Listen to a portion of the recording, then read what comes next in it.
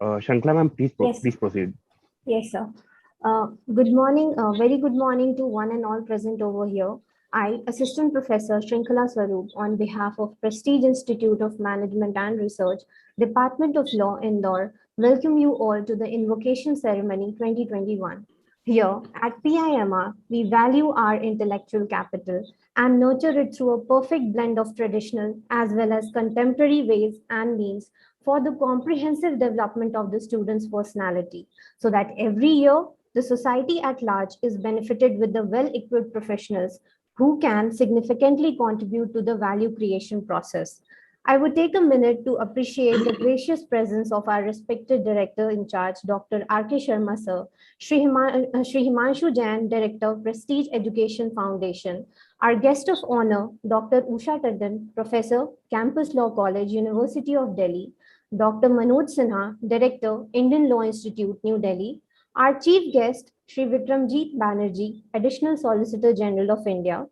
I would also like to thank and welcome Dr. Yogeshwari Phatak, Dr. Anil Bajpai, CEO, PIMR Indore, Dr. Manoj Deshpande, Director, PIEMR Indore.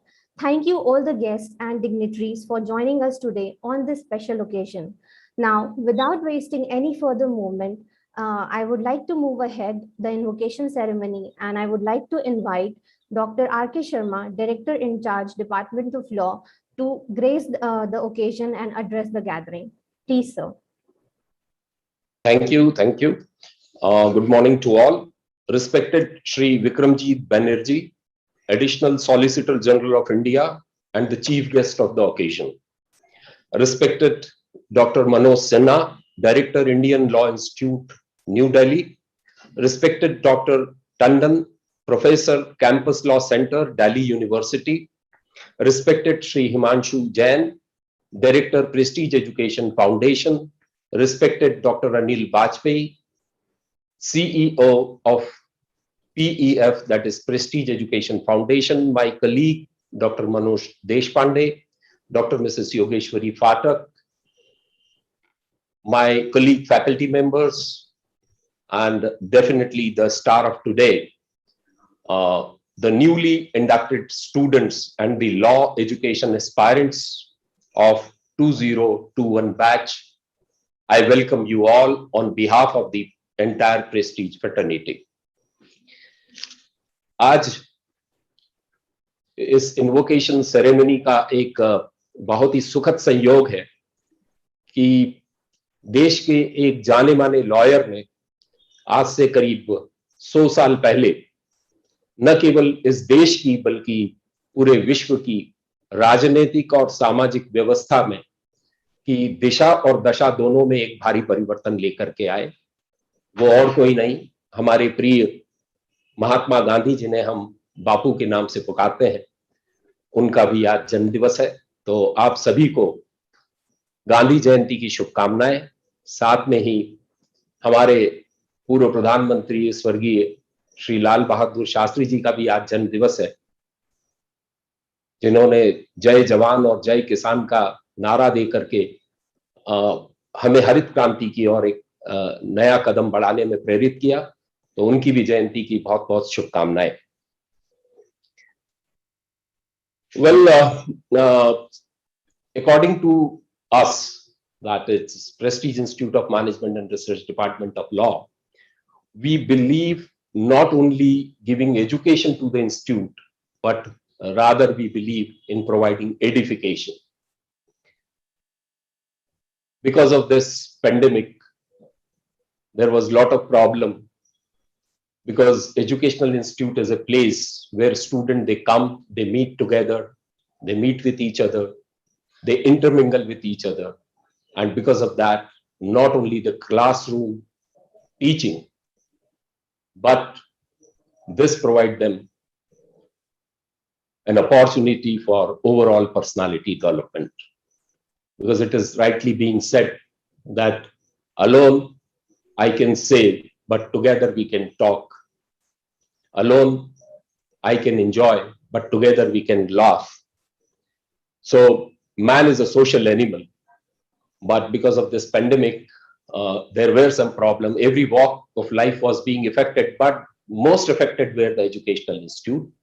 But I hope, rather confident that in coming 5-6 months, the things will be normal and we'll be having normal educational physical presence of the students.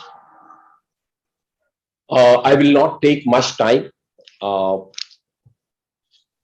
Only with one thing I would like to end up my session, because we have got three of the very eminent speakers, and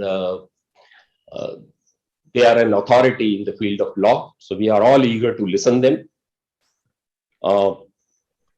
I'd like to say for the newly inducted students that पाना है जो मुकाम वो मुकाम अभी बाकी है, अभी तो आए हैं ज़मीन पे आसमां की उड़ान बाकी है, और अभी तो सुना है लोगों ने मेरा नाम, इस नाम की पहचान बनाना बाकी है. Well, dear students, since you have chosen Prestige Department of Law as an institute where you would like to have your education, मैं आपको ये अश्योरेंस देता हूं कि हम आपका नाम और आपके नाम की पहचान जरूर करवाएंगे. अगर आपने हमारा साथ दिया तो आपका नाम भविष्य में ट्विटर, फेसबुक और इंस्टा पे नहीं बल्कि गूगल पे सर्च किया जाएगा. इसके साथ आप सभी को बहुत बहुत शुभकामनाएं. विजयी भव, यशस्वी भव. Thank you very much. Thank you one and all. With this, I request to please play the AV of the institute.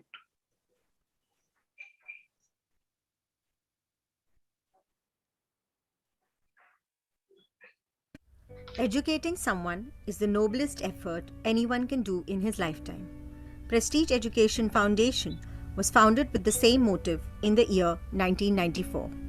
In its journey, this foundation is nurturing students from LKG till PhD, with the vision of developing students of society as front runners and to contribute towards national development. Prestige Education Foundation runs institutions offering courses in management, engineering, law, media studies, commerce, IT, to name a few. With its glorious voyage of excellence in quality education, research and consultancy, the Prestige Education Foundation now stands at a new threshold with its upcoming Prestige University. The man behind this vision is Padma Shri Dr. N. Jain, an entrepreneur, industrialist and philanthropist. Carrying the vision of Dr. N. Jain to new heights, Dr. Devish Jain, Chairman, Prestige Education Foundation and Chancellor, Prestige University, and Mr. Dipin Jain, Vice Chairman, Prestige Education Foundation and Pro-Chancellor, Prestige University, are spearheading this intellectual entity by following the footprints and vision of their father. Maintaining high standards as per the norms and directives of higher education and education bodies of state and central government, the institute was successful to get permanent affiliation from the prestigious Devi Ahilya Vishwavidyalaya Indore in the year 2000. It enjoys autonomous status thrice consecutively by UGC in 2006, 2012 and again in 2018. It is recognized by University Grants Commission under 2F and 12B. The institute has been accredited twice by National Assessment and Accreditation Council NAC with NAC A-grade accreditation, in 2009 with a CGPA of 3.11 and in 2014 with a CGPA of 3.33. It is an ISO 9001-2015 certified institute. PIMR provides suitable environment for academic research and currently has 49 PhD guides, 115 JRF and PhD awardees, and 91 research scholars at our PhD center, which came into action in the year 1994. The PhD Center is a recognized research center of Devi Ahilya Vishwavidyalaya Indore. At present, close to 400 research papers of our faculty members have made their place in different and esteemed international and national research journals such as UGC, UGC Care, Scopus, and ABDC. In the year 2019, PIMR was enlisted under UGC Paramarsh scheme, where it assists other institutions for NAC accreditation purposes. PIMR Good Governance Cell has been actively involved in conducting various activities related to public-private relationship model and helps to accomplish various government projects. Department of Higher Education and World Bank initiated governance benchmarking project with international standards, in which PIMR Indore is identified as a top-notch institute and has been suggested to offer suggestions and recommendations to other institutions. The year of 2018 brought another milestone for us as the foundation stone of Atal Incubation Center Prestige Inspire Foundation was laid, which is an initiative supported by Atal Innovation Mission, Niti Aayog, and the Government of India. The concept of Prestige Atal Incubation Center is to give a shape with the notion of establishing startups in the agricultural sector of MP region and other promising sectors by budding entrepreneurs. The AIC currently has 12 startups that have won numerous awards at international and national levels. Beginning with 400 in 1994, the student strength now stands at over 5,000 and continues to rise in postgraduate courses, MBA full-time, MBA Financial Administration, MBA Marketing Management, MBA International Business, MBA Personnel Administration, MBA Advertising and Public Relations, MBA Part-Time, Master of Mass Communication. In undergraduate courses, BBA, BBA Foreign Trade, BCA, BCom Honours, BA JMC. And in law courses, BA LLB Honours, BCom LLB Honours, BBA LLB Honours, LLB Honours, LLM. The institute also offers a range of certification programs. Complacency leads to stagnancy. The institute continuously evaluates itself through participation in various external rankings conducted by external agencies. The institute has been consistently ranked in top business schools of India on a variety of parameters. The institute supports and promotes a range of developmental programs for faculty members and has successfully conducted many faculty development programs, research methodology workshops, curriculum development workshops, case study workshops, and international conferences ever since its inception. We are proud to host a galaxy of experts, luminaries, and delegates cutting across industries and sectors who have blessed, motivated, and inspired our students with their knowledge, experience, and expertise. PIMR's Research Consultancy and Training Wing conducts MDPs, EDPs, and many training programs for industry and several departments. Under the umbrella of best practices, PIMR prides itself in providing the students a holistic center, road track club, PIMR literacy mission, and our flagship program Rahat, a health camp organized to serve community. Anubhuti and village adoption are at the forefront of our endeavor to contribute meaningfully towards social causes. A sound infrastructure is one of the most crucial elements for creating a sound learning environment within an institution. Keeping this in mind, the institute has been maintaining its advanced infrastructure such as e-library, dedicated English language lab, computer-based simulation lab, and a well-equipped media studio that caters to all the requirements of film and television production. All these have led to the creation of award-winning productions. Department's community radio and Prestige International Film Festival help media students to get contemporary exposure. Apart from classroom teaching, the institute provides an array of activities and engagement initiatives for students. E-Shakti, a student-driven event, was a joint initiative of Madhya Pradesh Agency of Promotion of Information Technology, Bharti Airtel Limited Airtel, and Prestige Institute of Management and Research, which empowered 120,000 women of Madhya Pradesh by making them computer literate. Regular series of institute industry interactions, student-driven clubs, Central India's biggest youth festival Manthan, are all platforms for students in the direction of experiential and hands-on learning. With our students, We have successfully achieved Guinness World Record of largest backward walk and many other records. We are proud about our supportive and meaningful MOUs with foreign universities and institutions such as Munich Business School, Munich, Germany, London School of Business and Finance, Singapore, Siam University, Bangkok, Thailand, Federal Polytechnic, Oko, Anambra State, Nigeria, International Latin University, Argentina, Poltava University of Economics and Trade, Poltava, Ukraine, NEFU University, Yakutsk, Russia, Synergy University, Moscow, Russia, Florida International University, United States of America, to name a few. In continuation with this, we also maintain a list of strong linkages and professional MOUs with industry. The Institute offers global exposure to students through its international linkages in the forms of international internships, industrial visits, foreign certification programs, and short training courses. An institute is known by its students and their success stories. Placements at PIMR have been outstanding, attracting recruiters from diverse sectors. Alumni are the real brand ambassadors, and our institute feels immensely proud of PIMR alumni who are creating milestones in their respective fields. Having made their footprints domestically and globally, our alumni are associated with top leagues across industries.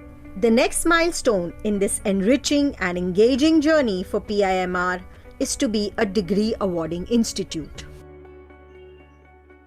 Thank you very much. Only one information I would like to add, that just 3 months back, we received this NAC A++ grade with overall score of CGPA 3.57.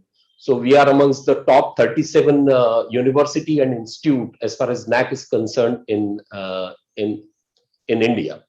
So this is just for the information which was not there. So thank you very much. I request Shrinkla to please move forward. Thank you, sir. Taking the invocation ceremony ahead, I would now like to take the pleasure of introducing Shri Himanshu Jain, Director, Prestige Education Foundation. Sir is a visionary educationist, taking the legacy ahead of his grandfather, Padma Shri Dr. Nemnath Jain. He leads the agriculture and animal feed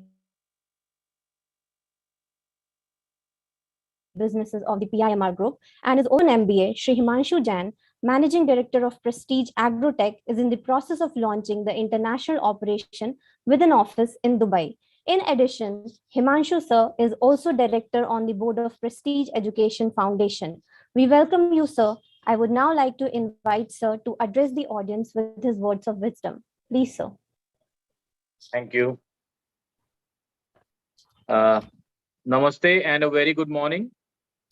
Honorable Chief Guest of the function, Additional Solicitor General of India, Vikramjit Ji Banerjee sir. Honorable Guest of Honor, Dr. Usha Ji Tandon, Professor, Campus Law College, North Campus, University of Delhi. Dr. Manoj Ji Sinha, Director, IIL New Delhi. Senior Director, PIMR, Dr. Yogeshwari Phatak. Our COO of PEF, Dr. Anil Bajpai. Director in charge, PIMR Department of Law, Dr. R.K. Sharma Ji. Distinguished faculty members, and last but not the least, dear students. First, I congratulate all of you, all of the students, for choosing law as their career. And what a coincidence to start your journey on birthday of India's most celebrated lawyer of all time, our father of the nation, Mahatma Gandhi Ji. I would also like to remind all of you about another great and beloved leader, late Dr. Lal Bahadur Shastri Ji, on this day, as it is his Jayanti as well. Let us remember the teaching of Mahatma today, Ahimsa and Swadeshi, two of his powerful weapons, along with dedication and commitment, which drove the British away. I must say, with the same spirit of dedication and commitment, our institute PIMR Department of Law has grown in just a span of few years. Dear students, to my understanding, no profession is more honorable and gratifying than a career in the field of law. Law is vast and at the same time specific and specialized. Traditionally, if you look, we had civil, criminal, taxation, labor law, but now the more unconventional and the emerging areas of law are cyberspace, intellectual property rights, international law. So, catering to the growing market demands and the need of interplay of technologies in the field of law, the PIMR Department of Law has incorporated many new subjects in its law curriculum.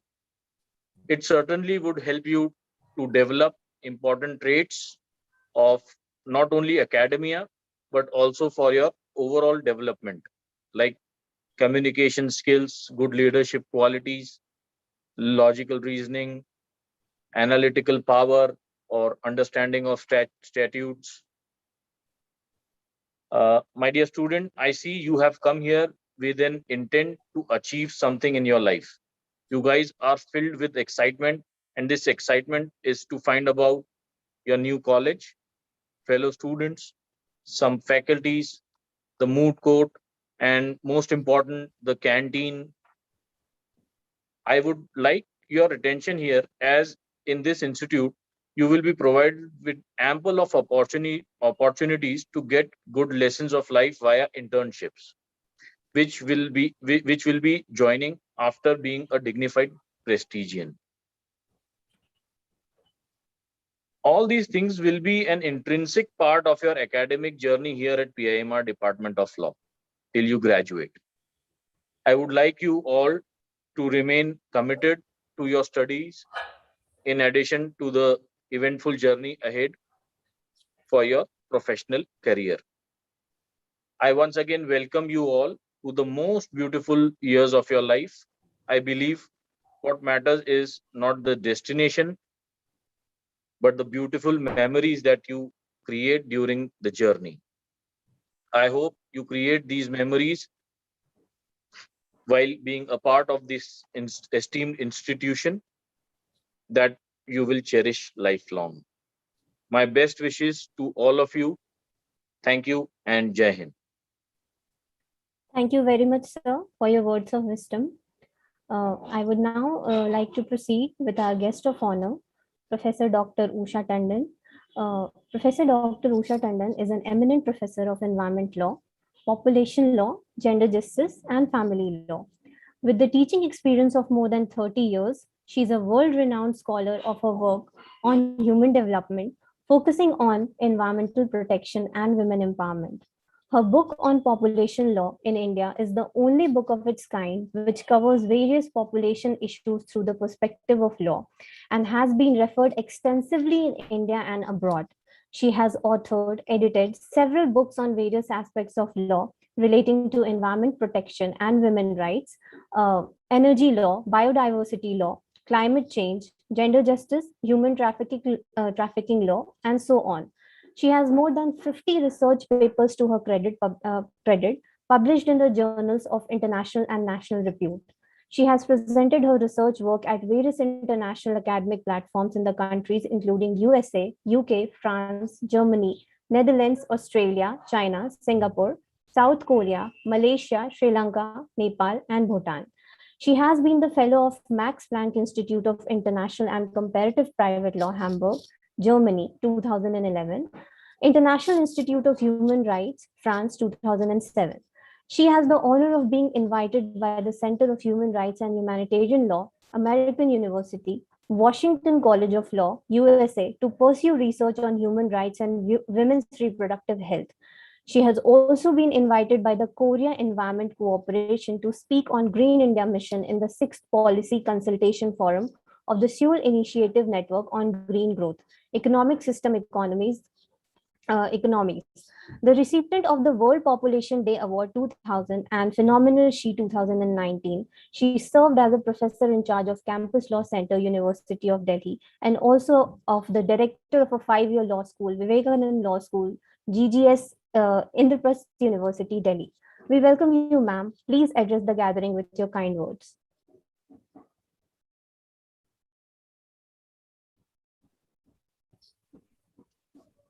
Yeah, hello. Can you hear me? Yes, Am I ma'am. audible and visible too? Yes, ma'am. So it's 40. Good morning to everyone. First of all, I would like to extend my thanks to the organizers for making me a part of this event. That sounds so pious. Invocation ceremony for the new entrants who have been admitted this year. Just now when I was looking to the slides which have been made of this institute, including the law school of this, it was really very impressive. And let me tell you that getting A++ from the NEC is not an easy thing. So again, this institute really needs to be congratulated for that. In the slides, so many things, the facilities which are given by this law school had been included, but I was really looking for the moot court. I'm sure you must be having the moot court room also in your law school. So if that is also included. Yes, ma'am, we have got a beautiful, well-equipped moot court, definitely, so just include that also, because thank you, that will be done. Thank you, ma'am. Well, the students these days choose the law, as we say, by their choice. They pass on the tough examinations and all that. But there was a time when this discipline of education known as law was not that sought after. People were getting into this profession, in this discipline of law, maybe by default or maybe by choice. But that one thing was different when they completed the education. And that was that they emerged as the most prominent personalities in this legal profession. You must have all heard the name of Nani Palkiwala. He never wanted to be a law student or a lawyer. He appeared for an interview of a lecturer, not in law. It was perhaps the English or the economics. So not got a chance there. There was nothing to do. So took admission herein. And then we know we didn't have any other Nani Palkiwala as the great, eminent legal personality. If I talk about Justice Bhagwati, he never wanted to be an advocate or a judge. He wanted to be a mathematician. But whatever the turns of those days took place in his life, and ultimately he embraced the law and rose to the position of the Chief Justice of India, and has acquired his own name. As when you will study this public PIL, public intercitation, you will come to know that how this has been evolved by none else but Justice Bhagwati. But now the time has changed. Now it has become really a preferred choice of the students. And we have also traveled a journey as far as this legal education is concerned. Initially, it was 2 years law course. My faculty of law in Delhi University, 1924, had started the Department of Law with 2-year LLB. Then from 2 years, it has become 3 years in 60s, mid-60s or so. Then it was my Delhi University Law faculty where the dream for having the 5-year law school was taken by Justice Madhav Menon. And then we have 5-year law schools. And now 4-year law schools are also being talked about. So this is a time when 3-year and 5-year are going simultaneously. And when I was just going through the slide, I mean, this Prestige is also having both kind of the courses, 5-year as well as the 3 years. But whatever the course is this, yes, of course, you have to sit in the entrance, compete with others, and then only you can secure a seat to learn law in any prestigious institutions. So first of all, the budding lawyers, I congratulate you for having secured your, I will say, seat to study the law here. And um, again, very beautifully, Jain Sahab has discussed some of the things that you are at the threshold of a journey, which is a very beautiful journey. And destination definitely is there when anyone starts a journey. But destination matters, but how the journey is taken also matters a lot.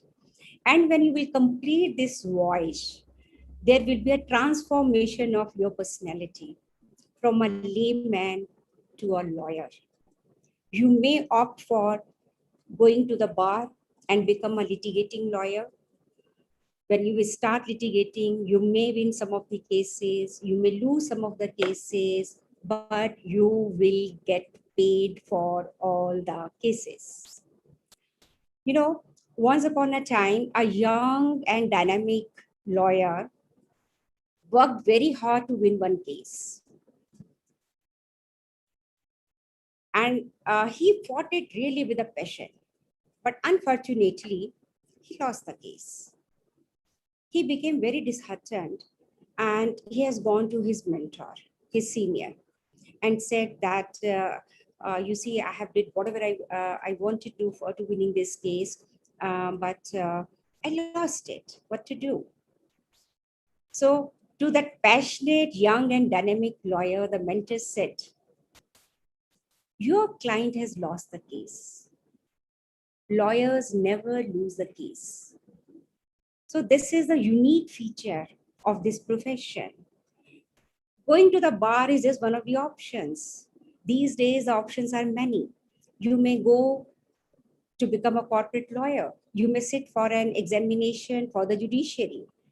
You may join some research house as a think tank. So options are many. Wherever you go, you will realize one change, as I have said, in your personality, that you will become a very rational and logical person with X factor. That X factor will always remain with you.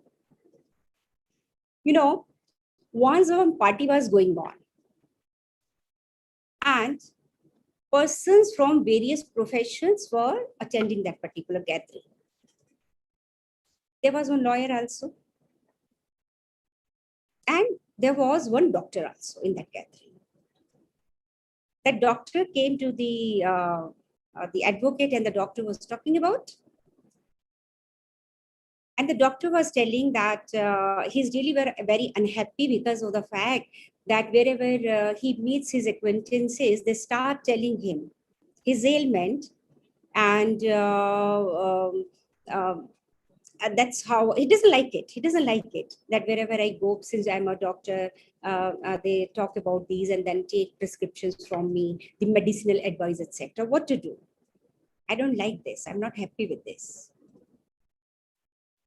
So that lawyer friend has advised him, you give the advice. Whosoever come to you, you're a doctor, but do one thing. The next day, send a bill to that particular person.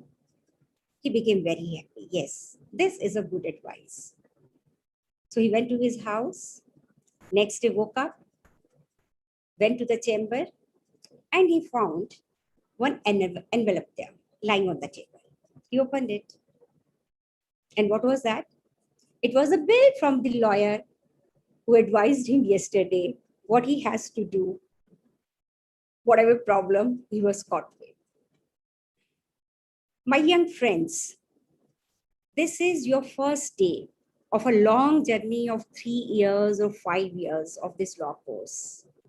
I don't want to burden you with loaded legal concepts. But what I will be doing now in my address is just to tell you how best you can make of this legal course, whatever it is, 3 years or the 5 years, whatever you have chosen. And I'll be just telling you then when you are studying the law or you are in this, your law school, what are the things which you must do? And also, what are the things which you must not do? Few things only. So I start with the first, and I will emphasize on your classroom teaching, classroom learning. Never miss the classroom learning. I'm saying it not because of the BCI, that stipulation that so much attendance has to be there. No, not for that. My reason is that it is there in the classrooms when you attend the lectures of your teachers that basic concepts of law become clear. It's very important for you that whatever fundamental principles of law of various subjects, whatever 30 or 50 subjects will be taught to you, the basic concepts of all those subjects should be very clear to you. These are the foundational years. If your foundation is strong, then later on in whatever direction you go for your career, you will not be having the difficulty in grasping that particular problem to apply the law. Now, it is said that law is uncommon common sense, which is very true. You will come to know that in law, there are certain words which has got not the ordinary meaning, but certain special meaning, certain technical meaning.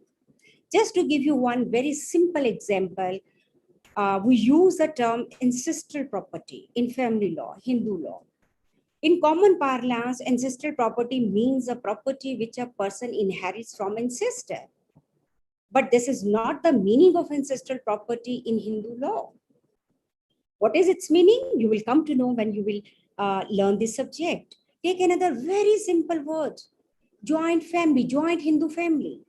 Joint Hindu family in law is not what we understand in our general common sense.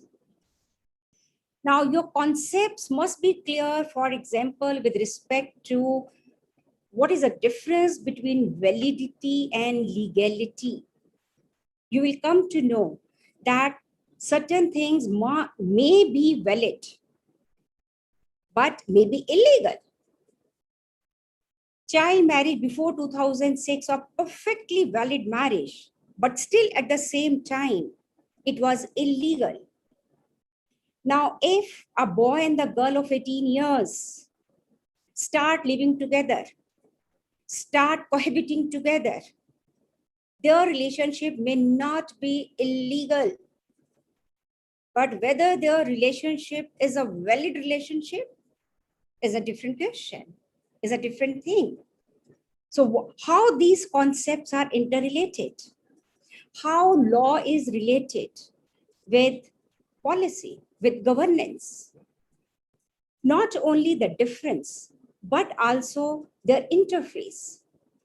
There's a very, you will learn, you will listen, very popular sentence. Oh, it is only the law which is justiciable, which can be enforced. Policy cannot be enforced.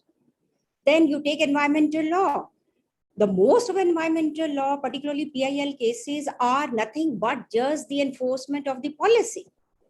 So whether the fundamentals of administrative law have changed, you will find may not be really. Why? Because here will come how to see the policy in the constitution, in the fundamental rights. The moment you are able to relate the policy with any fundamental rights, it gets justiciable.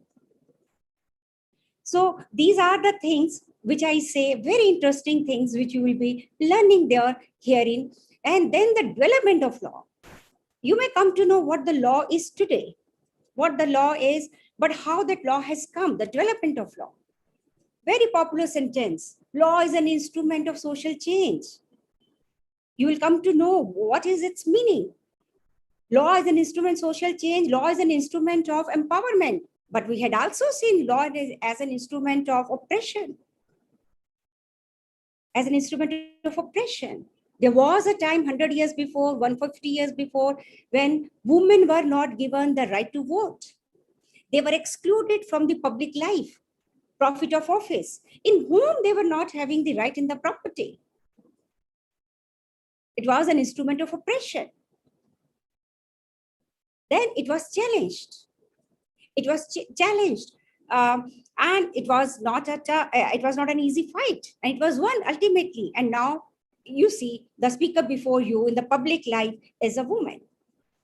So many instances of all these kinds of things. Law is not static. Law is dynamic. With the help of so many examples, now adultery is decriminalized. Personal liberty has been declared by the Supreme Court to be a fundamental right. So on and so forth. You see, when I was a student of law at my Delhi University, my professor used to tell us one thing, Professor Bakshi, Professor MP Singh, etc., that there is nothing in this world which cannot be connected with law.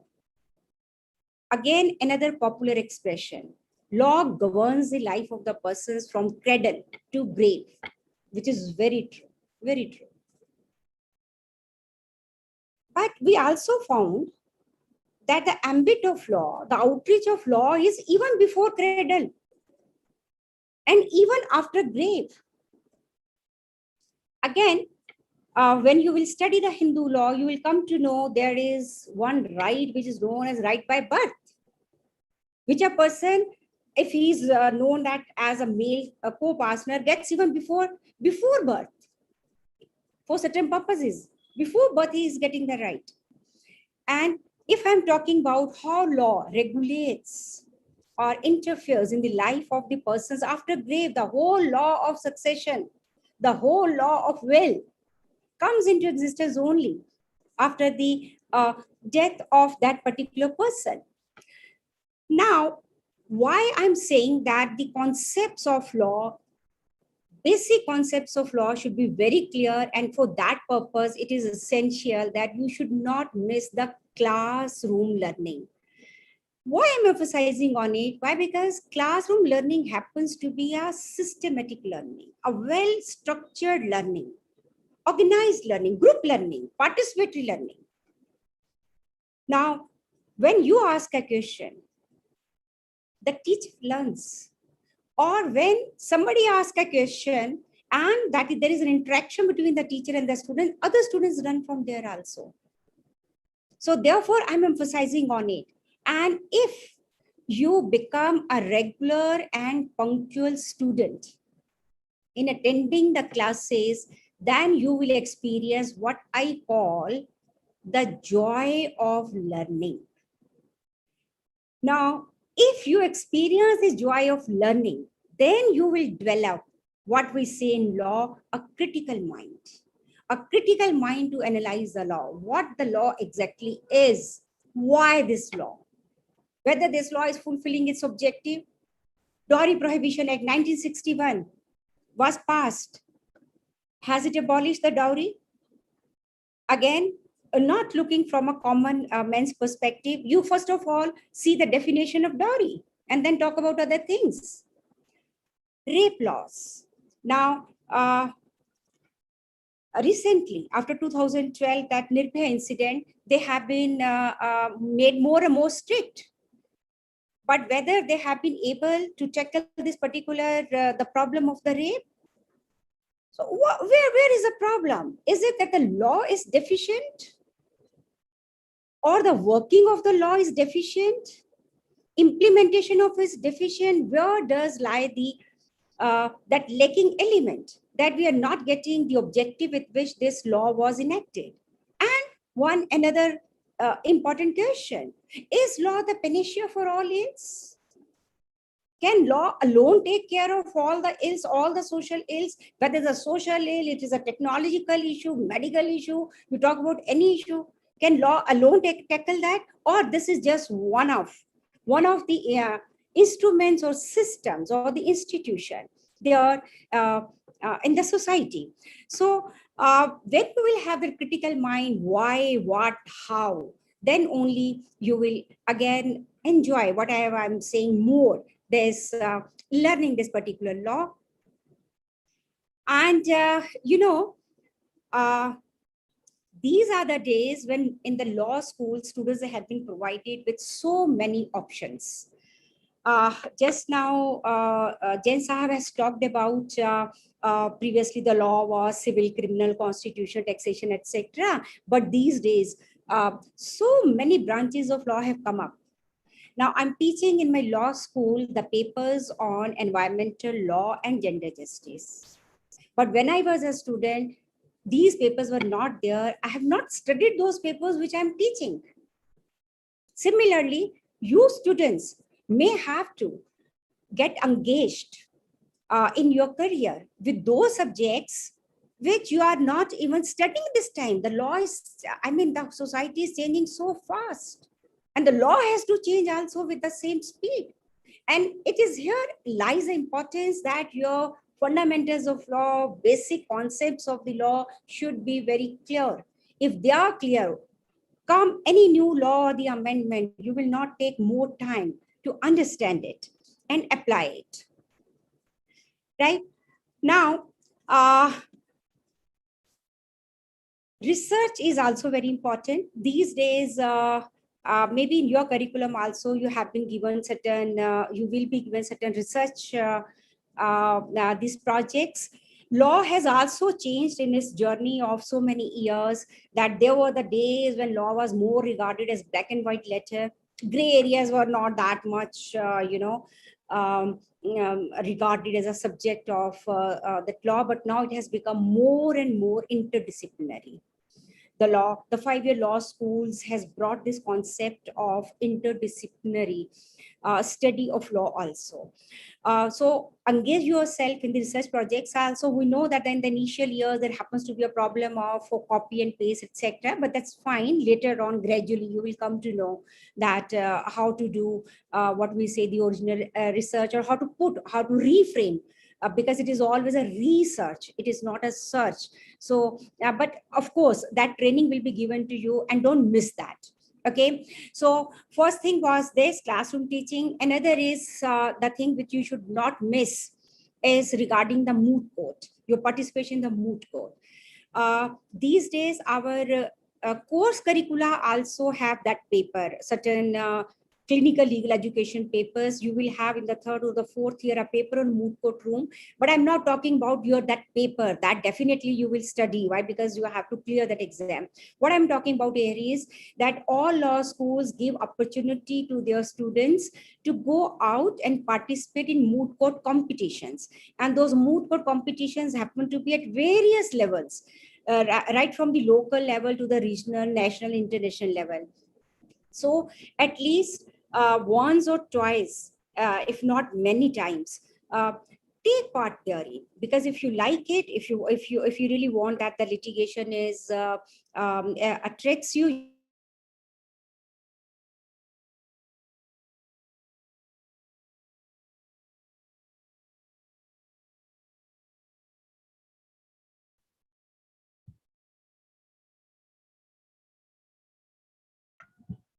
I think there is some connectivity issue at Dr. Tandon's end. Let's just try and be patient for a minute and see if it gets rectified.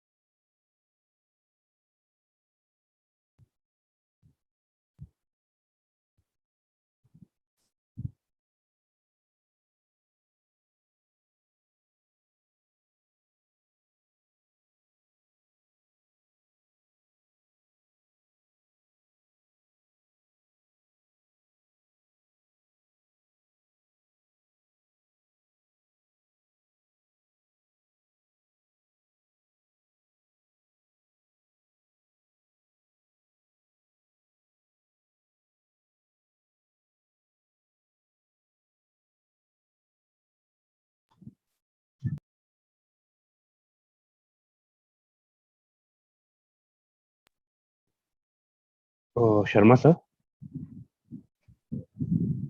Sir, with your due permission, can we move to the next speaker? And if Madam rejoins, we'll give her time again towards the end. I think so. Yes, we never know. I think there must be some power of kind of thing. What I guess. Yes. Why don't you call? Why don't you call and Yes, find sir. out? Like Yes, that sir. will Just be give better. me a moment. Just give me a moment. Kamlesh is trying. Yes, sir. Kamlesh sir is trying. Just give me a moment.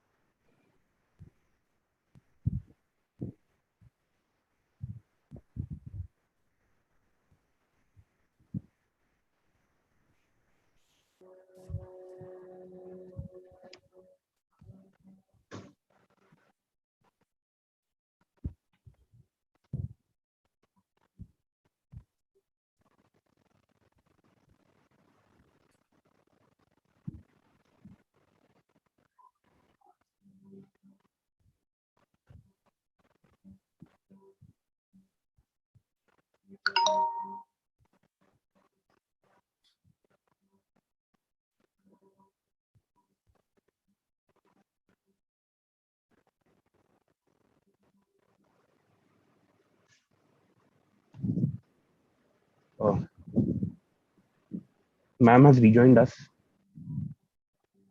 Ma'am, are we audible to you? Yeah, I'm extremely so sorry. This has never happened. This has never happened. No problem, ma'am. No problem, ma'am. You may continue, ma'am. Yeah, I really apologize, but the technology is telling us that don't rely on me so much. So I'm replace the physical other kinds of the thing. Anyway, I will just take 2 minutes to just wind up my address. So I was telling you regarding the mood codes that along with your paper, you also please do go for the competitions. And the third thing which I want to tell you is regarding taking part in what we say legal aid programs. Just now in the slides, I was seeing that you are having certain programs maybe in some other disciplines wherein you go, you have the outreach programs, you're going out and helping the desperate people, etc. You can also, your law school can also do that. As a matter of fact, if you collaborate with your state legal service authority, I don't know, maybe that you're already having a cleaning, then you can have a lot of activities wherein your students can engage therein. And I will say when you engage yourself in moot court competitions, or you engage, the students engage themselves in these legal aid activities, this is the learning by doing kind of a thing. And again, whatever experiences you have while putting that law into practice really becomes memorable. And for this address, the last thing which you should not miss out, or maybe that you are already aware of that, or there is overstated, that may be overstated thing to you. But yes, that is important also regarding internships. So for internships, I will advise the students that to start with, have your wide base. You take all kind of internships with a litigating lawyer, with the judge, research house, corporate, go to NHRC, go to NCW, competition commission, etc., etc. And thereafter, in that process, you will come to know that where exactly your interest lies, which is your cup of the tea. And then your last 2 or 3 internships may be in that particular area out of these various, which you really feel that you may relate it with your career. So these are few things which you must do in your this journey. And just another 3 things only which you must never do, or you should de-learn. And that is number 1, never learn law from media. Number 2, never learn law from WhatsApp University. You may take a lead from there. But when you are studying the law as a law student, never learn from there. And third, know the law, not about the law. There may be whatever subjects are given to you, read the Bare Act, as we say, the Bare Act. Don't read that section from a book. Read the book, but have the Bare Act also with you. Then there will be certain cases and fundamental cases which you should read. The whole case you should read. Once read the whole case and you can make your notes, and second time you can just see those portions. You can read about those cases from the books also, but not only from the other books, because it is this particular time when you are having this opportunity to learn the law and learn in the best possible manner. Do not lose that opportunity of learning. You will not get this opportunity of learning in this organized and systematic manner when you will go out. Your learning will continue. I'm not saying, of course, new things also you will learn. But again, I'm emphasizing on your fundamentals and the basic things. That is this time. So don't miss it. And again, this profession is like this. Whatever is related with the law, which I can say to conclude, which is indispensable for any time of society or for any kind of the society. Once a person met, whom? Genie. And the genie says, I grant you 3 wishes. So that person has started making the first wish. What was the first wish? I wish the world without lawyers. Genie say, stop, done. No more wish. Now that man says, how come? Just now you said 3 wishes. So Genie says, okay, you may go and sue me. So this is the importance, and what I'm saying, that no society can really survive without civilization, and civilization is in the form, the law is one of the best forms of the civilization. With this, I gave my best wishes to the budding lawyers, that they should have the fruitful years ahead. And also thank you to all of you, the panelists and the budding lawyers, for hearing me with the patience, special that particular interruption. Thank you. Thank you very much, ma'am. I'm sure our students got to learn a lot from the experiences you shared with them. So thank you so much. Moving ahead with the ceremony, our another guest of honor, Professor Dr. Manoj Kumar Sinha. He is the director of Indian Law Institute, New Delhi. He did his doctorate in international law from Jawaharlal Nehru University and LLM from the University of Nottingham and LLB from University of Delhi. His areas of specialization includes human rights, constitutional law, international humanitarian law, international refugee law, international criminal law, international law, and international institutions. He has published extensively in the field of international law, international relations, constitutional law, international human rights, and humanitarian and refugee laws in reputed national and international journals. He also serves as a member of editorial board Can of I various... start? I think you can stop here, like no unnecessary. So like thank you very much. I think let me start. Sure, sir. Sure, sir. There's no Sure, need of sure. like Sure, so thank you very much, Sinha Sarup, for introducing, and let me begin with thanking Professor R.C. Sharma, Sri Himanshu Jain, and Kamlesh, and all the colleagues who are here for inviting me and to share some of the thought. I'll be very brief because I think the chief guest has also to speak and he has other engagement also. So I'll not take much time. So Professor Usha Tandon, Bikramjit Banerjee, and all other dignitaries online. And of course, respective home, wherever you students are sitting at your home. I hope that your video is on and you are behind the screen. This is the we have got the complete idea about the law school, and I must congratulate the law school in all parameters, which if we assess, because in India of late has become a scheme where regulatory bodies ranking become very important, not only on the how much you are referred or cited on the online or in the journal, ranking also, NAC ranking. So all rankings are excellent, like what I consider, and that as RC Sharma has mentioned, that you got a 3.53 or like in a top 37. So that has a great value and significance. And it's a very serious business. It's not like ordinarily one can achieve. And then you have also 12B. Very few universities. I know that there are 330 private universities in India. Only 17 private universities have got 12B. Not many universities. Very difficult for the private universities to get recognition under the 12B. 2F is very easy, so that's not a problem.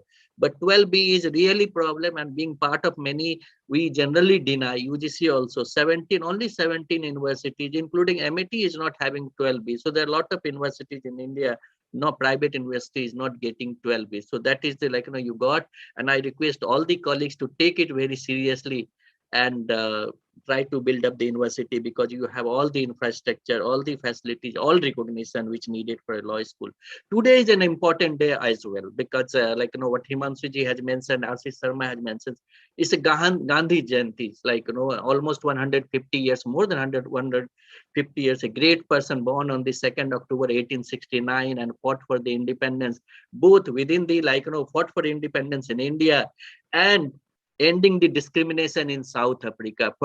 He fought for the resisting for the arbitrary discriminatory laws in South Africa, even in India. So a person who guided us, so he has guided, he fought for so what is important as a law student? Fight for the unjust, fight for the unreasonableness, or fight for the arbitrariness. These are the law students has to do. It's not like you learn and go and earn money. That you learn without doing the law also. You can do a business also.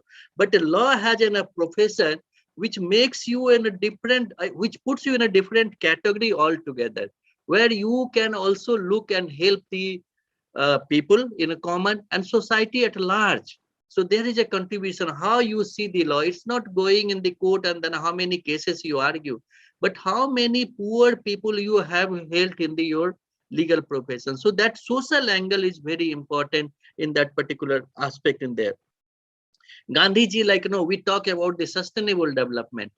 Gandhiji already said in the sustainable living, he brought the concept of trusteeship. He says we are trustee. So what we are talking about the sustainable development, but unfortunately we did not highlight, we never wrote much on the Gandhian philosophy, but he spoke about the trusteeship. He talked about the sustainable living, and he always says, can you consume as much and then you leave it for the future generation. So idea of the sustainable development, we can look into the Gandhian philosophy and Gandhi. He spoke about the equity and social justice. He spoke about the equity and social justice. He spoke about, he fought for the upliftment of the weaker sections of the society.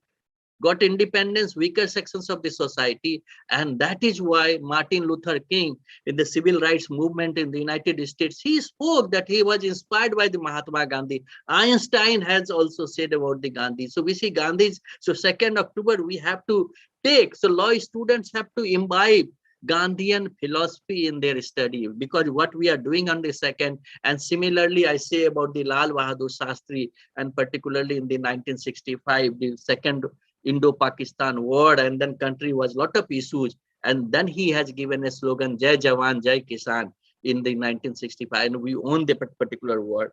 Gandhi's philosophy, political philosophy, I'll quickly come to the students also. Political philosophy inspired large number of African countries to seek their independence from the colonial rulers. So the right to self-determination also some way in the Gandhian philosophy, ingrained in the Gandhian philosophy. So we see, so today is an occasion where we have to gather and think about not only law, we have to think about the ethical values, we have to think about the Gandhian philosophy, and these are the aspects as a teacher you can always include in your teaching part. Let me say quickly few things which I feel very important. How to look about, Madam has elaborately given the idea, so I don't want to repeat, and she has emphasized, and as a critical band of mind, one student has to examine the law. She emphasized on the importance of the Bare Act. She says ki why, what, how. So critically you look into the law. What is law as it is, you don't need. What law ought to be. what law ought to be. That is the idea she has conveyed and Lucy has suggested on that particular aspect. But I feel personally, when as a law student, it's not completely relying on the classroom teaching. Classroom teaching is giving you, because in 45 or 50 minutes, his teacher comes and he has to cover a wide syllabus in a 50 to 60 minutes in the class. So he tries to make a student familiar with the basic concept or fundamental aspects related with the course. What is important subsequently, a student has to go through. So you all as a student read more, like you go through deeper. So if I suppose I go in the class and I teach emergency provisions and I say in India emergency was imposed.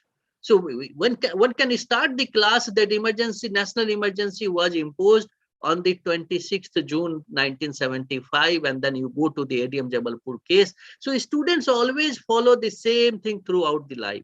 But when you say in India that Article 352 of the Constitution was invoked 3 times, starting from the 62, then 71, and that continued in 1975.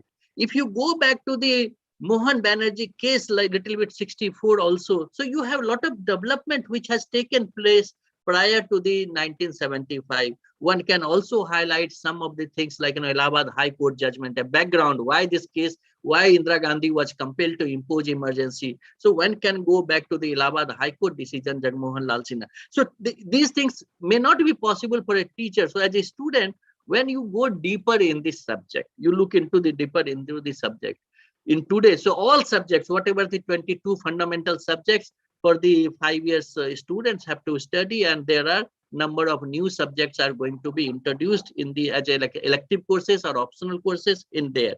What we are also witnessing in the end of the 20th century and beginning of the almost we are completing first 25 years of the 21st century. What we have been witnessing, that there are a lot of changes taking place in the legal interpretation, and it has bearing of the external influence. We have external influence in the domestic law.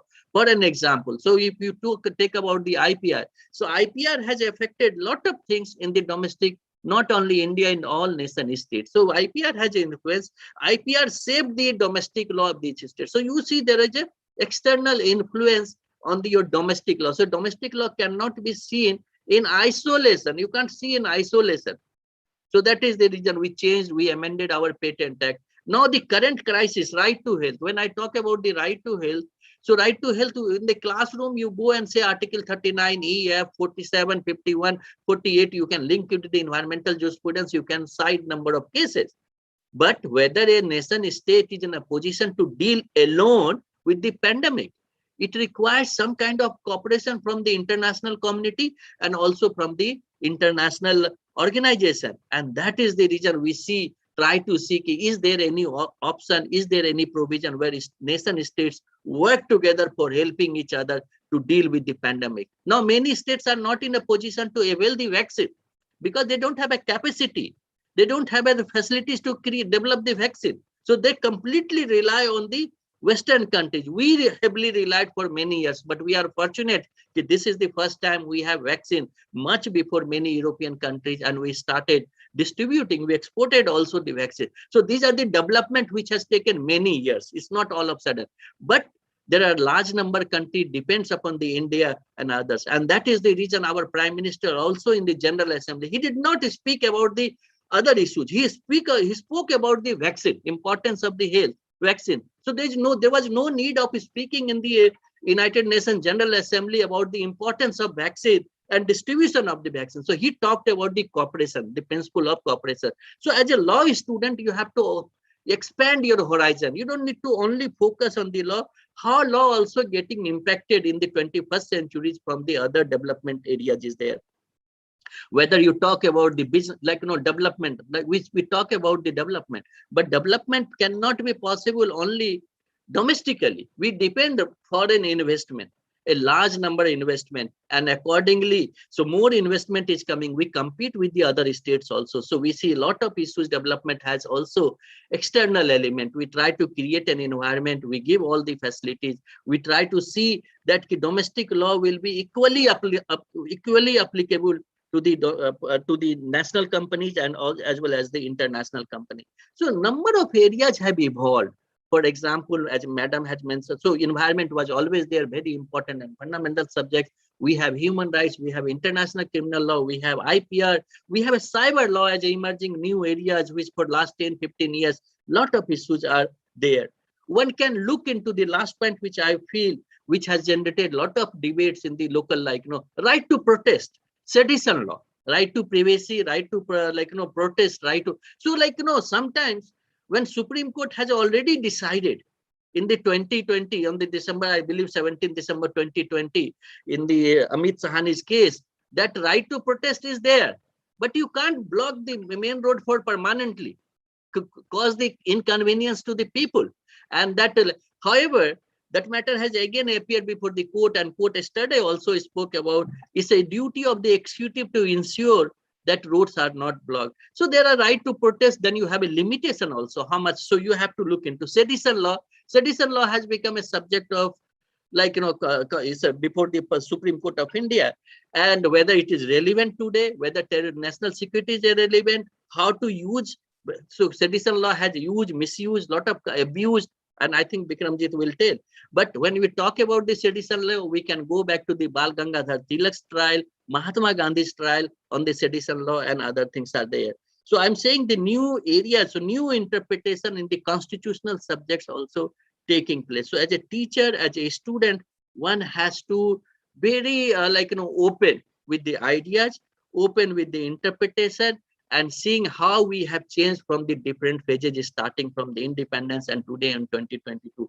As Madam has also emphasized, we see the change. It's not law is not static. It will not remain same what it was there. It will change according to time and the years. So what is right today, it may not be right after 10 years or 25 years. So as a scholar of the law, one has, so you all have got admission in a very good, its name is prestige. So it enhances your prestige also by getting admission in the prestige. Those who are working, they have also great prestige.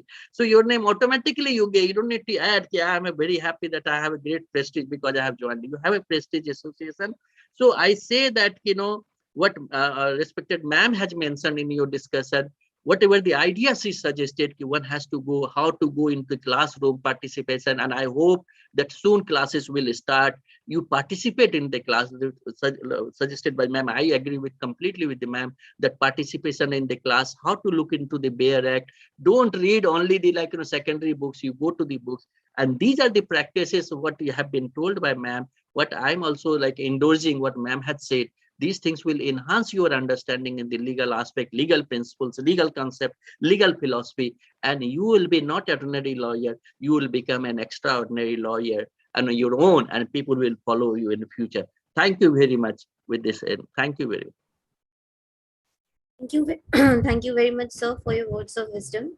I'm sure students got to learn a lot from whatever experiences you shared with them. So thank you very much.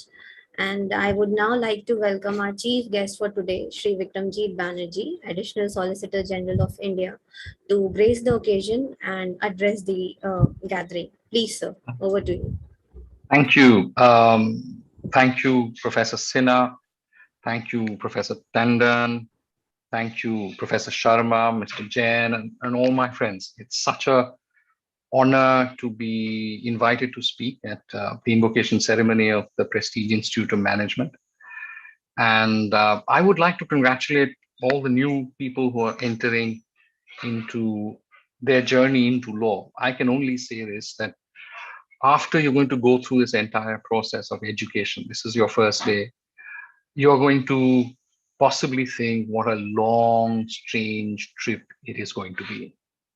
It is going to be an interesting ride, as they say. It is going to be fun. It is going to be at times quite frustrating.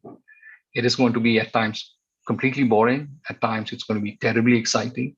It's going to have its ups. It's going to have its downs. But I loved it, and I hope you do too. That being said, I don't want to give you description of the subject. I'm not an expert in anything. I'm just a lawyer who argues matters in court.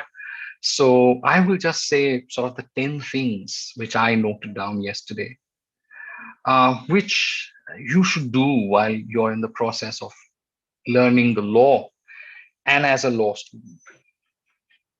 Okay, so the first, I think, is that you should make friends.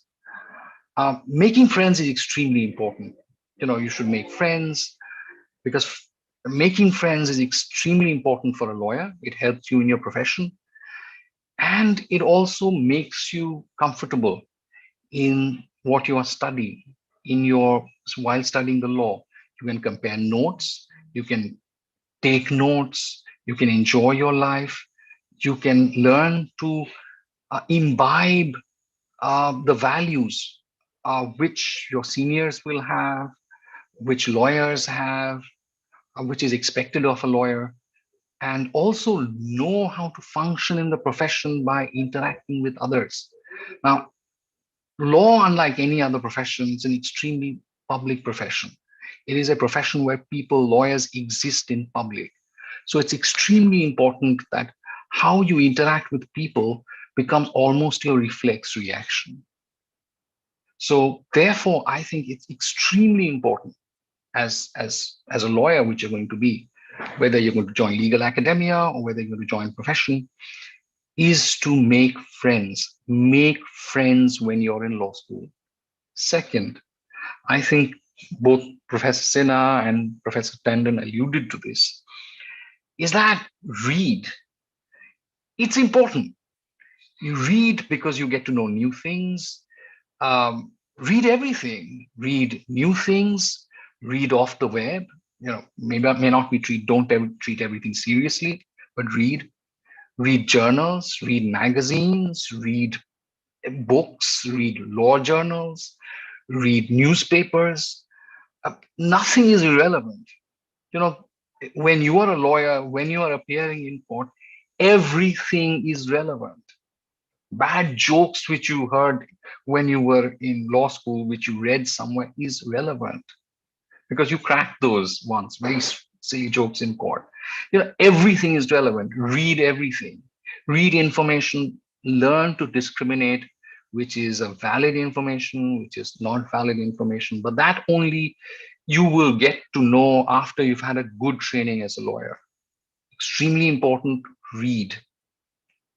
There are no shortcuts, and I noted this very specifically. There are no shortcuts. You can't say, as Professor Tandon indicated, you can't learn through WhatsApp University. You can't learn through social media. It's interesting, but there are no shortcuts. Read, but read seriously. Go to the sources. Learn how to love reading. Learn how to love gathering information. That's extremely important. Third, there are two parts of it. One is moot. That's extremely important. Moot because it gives you a flavor of how you conduct yourself in court. It gives you a flavor of how you work in court. It gives you a flavor, but it's only a flavor of how you interact with judges in court. It's only a flavor. Don't take mooting to be what is actually going to happen in real life. But mooting is important because mooting gives you some form of training. Two, learn to write articles. That's extremely important. When you write articles, you learn how to do research and you learn how to put your thoughts onto paper. A great part of advocacy, whether it is in court or outside court, is to be able to put down your thoughts very precisely at what you want to say. So putting what you think in your mind on paper is extremely important. Whether you're going to file documents, whether you're going to be a law teacher and write articles. So write articles, write stuff, publish wherever you can, publish in newspapers, publish in small law journals, big law journals, but write. Fourth, speak up. Speak up, learn to take a stand. I think this is what Professor Sinha indicated. Learn to take a stand. Go bad, indifferent, fight for animal rights, fight for dogs, fight for the poor, fight for the discriminated, fight for individual rights, fight for free market, fight, take unpopular stands, but learn to take a stand. Um, you know, you know, you will throughout your life as a lawyer, life will be full of compromises. You'll have to be sweet to everybody. But it's in the university where you can genuinely stand for what you think. Learn to take a stand, whatever it is. It really doesn't matter, but learn to take a stand. Fifth, learn to speak in public. Because I think the university gives you a good stage to speak in public, in meetings, in small meetings, in large meetings, speak at general body meetings, speak in class, raise questions in class. It gives you confidence. It makes you accomplished, if not an accomplished, definitely a confident speaker. And as a lawyer, whether you teach law or whether you practice law or whether you work in a law firm, being able to speak in public is extremely important. Sixth, grow up. You're 18, you're wherever you are, or even if you are 21, getting into the law is different. It's important as a lawyer to know the world, know everything around you, be inquisitive, question everything. Don't take what your teachers tell you for granted. Question them. Extremely important. Always be skeptical. As Swami Vivekananda, whom I consider one of my greatest icons, whom I follow, Swami Vivekananda said, test everything on rationality. If it doesn't test the rationality, discard it. So test everything, question everything, be inquisitive. That's extremely important. Know the world. 7, have empathy. That is what Professor Sinha indicated. I think that is even Professor Tandon indicated. Learn to love others, but beyond yourself. We all grow up. We are just brought up in our own bubbles, in our own lives. We are just concerned about ourselves, but learn to have empathy for those who are not as fortunate. It doesn't only mean your friends or big ideas, but it means genuinely for your classmates, the person who serves you in the canteen, the person who feeds you, your office, your college staff. Learn to have genuine empathy. As a lawyer, in future, in the process is so, in some ways, so clinical and so logical that throughout your life, you're going to almost believe that you don't need empathy. So it is in the college where you sort of inculcate this question of empathy and sympathy for those who are not as fortunate as you are. 8th, live your life to the maximum extent as possible. Learn to order your life. Follow a routine. In future, you are going to know that profession is extremely boring. Profession is boring, and profession requires a lot of discipline. And it is, if you are disorganized, it'll be very difficult for you to bring in discipline into your life. So try to get into a routine, try to be disciplined. I tried, it's not very effective. I don't think it was greatly effective in the law school when I was studying, but it's important. And, learn how to read, learn how to attend libraries regularly, learn to attend classes. Because as Professor Tandon very, very interestingly, succinctly said, that your first principles are those ones which you learn in class. And as a lawyer, it's those first principles which are going to be extremely crucial. 9th, enjoy yourself. I had written in red, party hard. It is important because enjoy your life, make your friends, enjoy life to the fullest, because the rest of your life as a lawyer is in many ways going to be governed by discipline, by uniforms which you will wear, whether you are an academic lawyer or whether you work in a law firm or whether you work in court. You're going to have a lot of restrictions on your life. You're going to treasure these 5 years forever. So enjoy them. And don't let your teachers tell you anything to the contrary. I had written in, as I said, in broad letters saying that you should party hard. However, whatever floats your boat. If it's like reading books, read it. If it's like going out and eating food at a nice restaurant or whatever you like at a local dhaba, do it. If it's spending time with your friends, do it. Listening to music, do it. And I, for one, I can tell you, for the first time I ever heard Tamil music was when I went to Tamil film music is when I went to law school. So, enjoy stuff, meet people, enjoy your time. 10th, this is the most difficult. I think, try to love the law. Law is a difficult thing to love.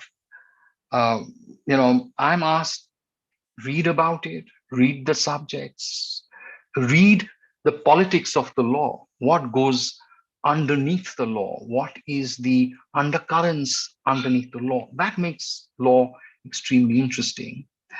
And whenever people ask me why I love the law, I don't know whether you would have seen, there was this very famous movie during our time called Philadelphia, which I think starred Tom Hanks. And Tom Hanks is this lawyer who gets thrown out of his law firm because he contracts HIV. And then he basically sues the law firm. So there is this very famous courtroom scene where the question is put by his lawyer, who's representing Tom Hanks, to Tom Hanks, saying that, why do you love the law? And Tom Hanks has an answer which I think has always been very relevant to me. He said, I love the law because in the process of practicing law, it is not every time, but it is sometimes you can be a part of justice being done. Sometimes, not all the time, you can be a part of justice being done. And I think that is the greatest satisfaction of being a lawyer. You can be a part of justice being done, not every time, but sometime.